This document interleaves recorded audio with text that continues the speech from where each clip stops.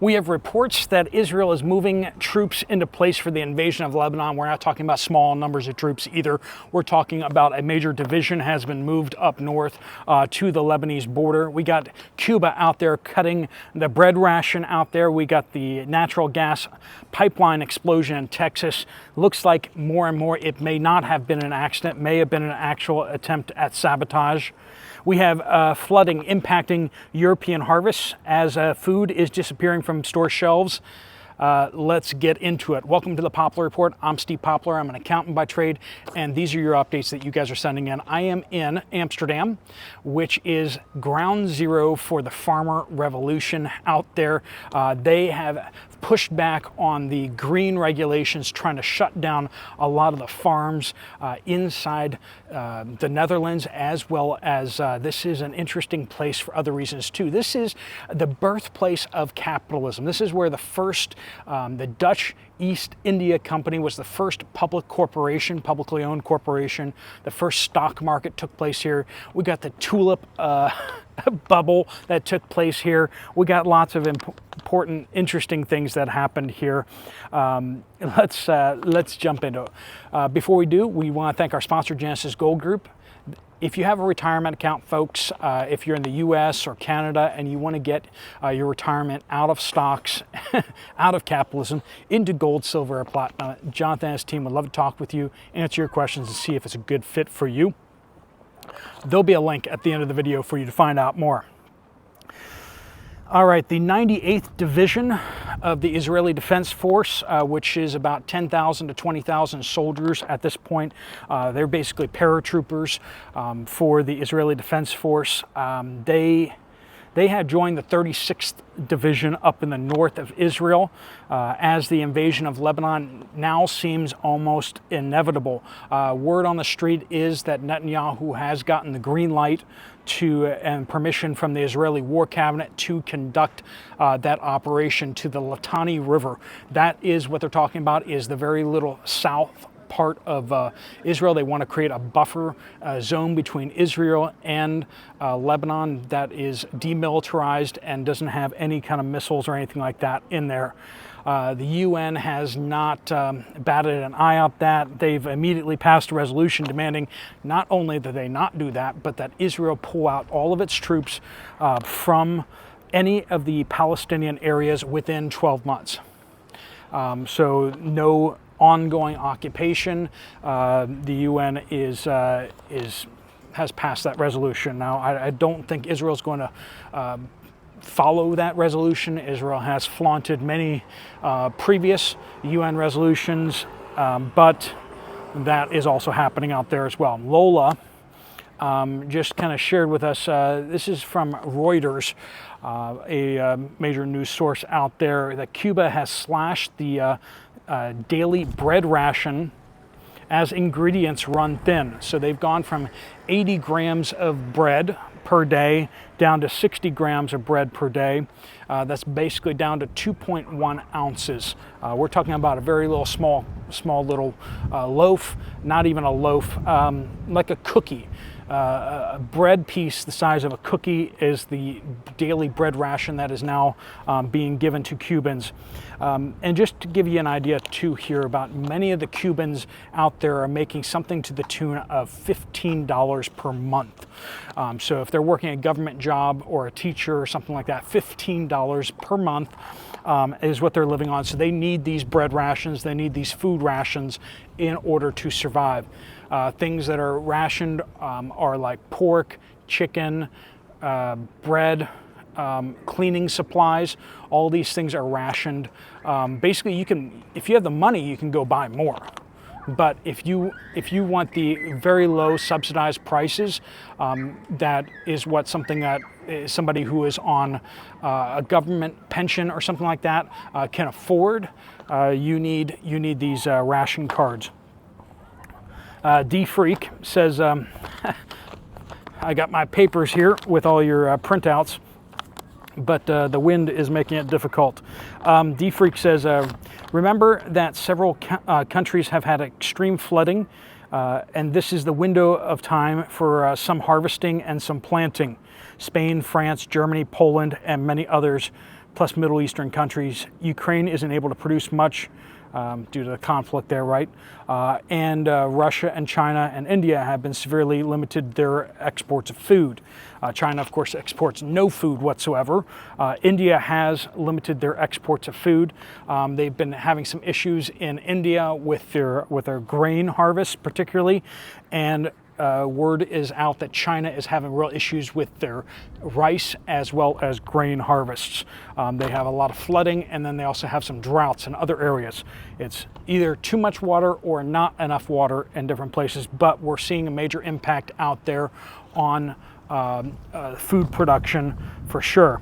And right now what we're seeing is in Europe that is really taking place as well. This is from Jerry. More to the gas line fire that is being reported. A car drove down a road, crashed through the security fence before striking the above ground valve on the pipeline, resulting in the explosion and fire. So we're talking about the fact that the car did not just kind of hit it accidentally. It wasn't just something that just happened spontaneously. A car crashed through the security barriers before hitting the pipeline. So that makes it look like it might be an intentional act. So, Aussie Prepper from Australia says, update from New South Wales, Australia. When you put that NSW, I always want to say like north, southwest, but then I go like, that doesn't make any sense. New South Wales, Australia says, I went to a shopping center today, Aldi and Coles, etc., and I was very concerned at the weird, uneasy feeling there and the massive shortages. It's like the store has been half emptied. No one was using the big trolley. Everyone was looking stressed. Mind you, not many people in the center. The meat section was very low. Still, all the other products available, just not as many. Then I went to Kohl's, a lot more available. People buying only small amounts. Once again, I was the feeling that life was in slow motion. No one was looking happy. Of course, with the prices out there, not many people are looking happy these days. People's wages are not going up like the prices at the store are going up. And the price of everything else too, right? That's what Shannon has to say here. Just got my homeowner's insurance renewal notice. Rates are going up by 30% next year. 30% in just 1 year. I'm in North Alabama and they're saying it is a statewide increase. This is from Sasha. Hi Steve, I'm really enjoying your travels around the world with your reports. Great idea. Yeah, friends, it's great seeing all these places. I'm glad you guys can see these places too, of course. Like I've said in a previous video, the main reason for all of this is for me to get a lot more exercise. I walked all the way from my hotel about 3 kilometers here, and I'm going to be getting some shots at a couple other locations, go see where the corporations started. Capitalism started here just a few kilometers over in the other direction, so I'm going to walk that way and go see what there is to see. But I appreciate you guys coming along for the ride and putting up with sometimes the bad audio and sometimes the wind blowing my notes all around. Anyway, Sasha says, I bought really nice first aid kits for friends and family for Christmas presents. They have a great deal at Sam's Club, only $21 and change. They can add a few personalized things to it as well. Most of them think I'm nuts, but I'm just going to tell them I bought them in September for Emergency Preparedness Month, so they don't beat me up. Yeah, helping people get more prepared, but also help them think about getting more prepared.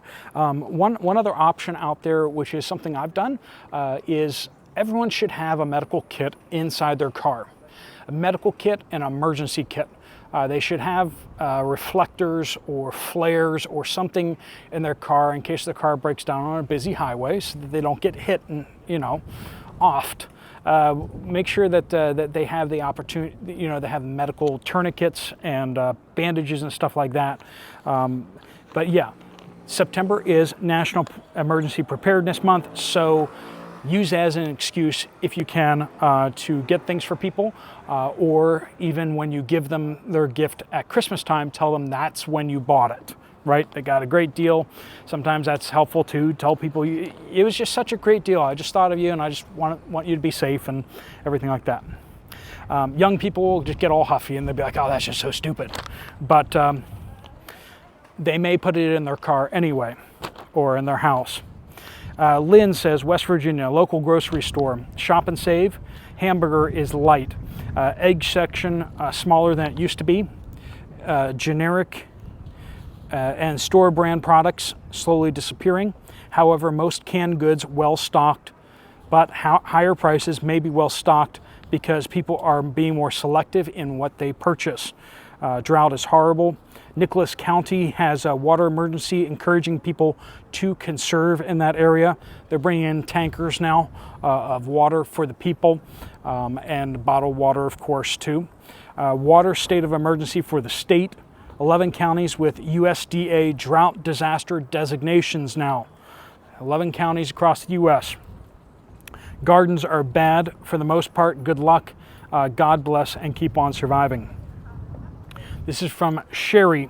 If you guys have updates, please do send them in just by using the word comment in your, use the word update somewhere in your comment on this video, or it can be any video on this channel. Even the community posts, you can put them over there too. It does show up that way. This is from Sherry. Aldi, Palm Beach County, Florida. No cottage cheese, no celery, low on white vinegar. Eggs are $3.76 a dozen. So cottage cheese, celery, and vinegar. Stevie says, we love our hot cocoa in the winter months, so I always buy the big cans instead of packets. Swiss Miss is our favorite, but the canister has shrunk and the prices have gone up. I bought a big can of great value cocoa because it was cheaper. I opened the can last night and just had to show my husband because it was 1/3 empty. I couldn't believe. I couldn't believe it. There's always a little empty space, but this looked like a can that had been used. It was so low. Super disappointing. It's just going to keep getting worse, so buckle down, people. Anything you can get now will be cheaper than later on. Prices are ridiculous anymore, and despite all the campaign trail lip service, it doesn't appear to be getting any better. And that's the truth, friends. As much as it's painful to buy now, it's not like you're going to get a better price going forward, right? Paper is not as great of an idea as I thought it would be. Maybe indoors.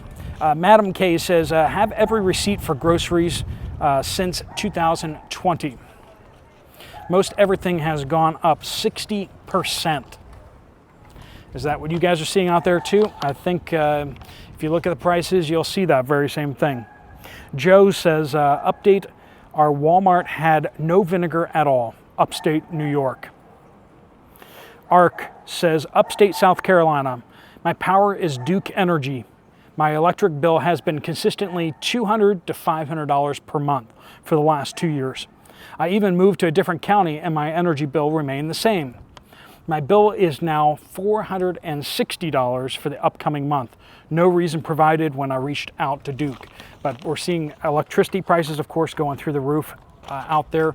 They're having issues with power dependability. We're having California, Florida, and Texas all out there telling people, well, we're going to try to keep the power grid up. The UK, same thing.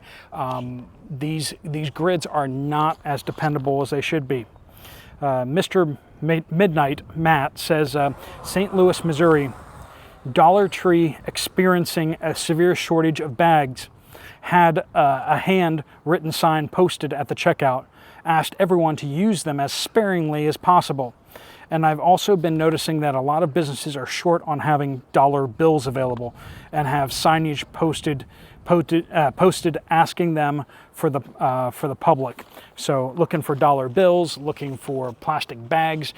These are things that we should not be running out of. They're not hard to produce, and yet we still can't seem to get them.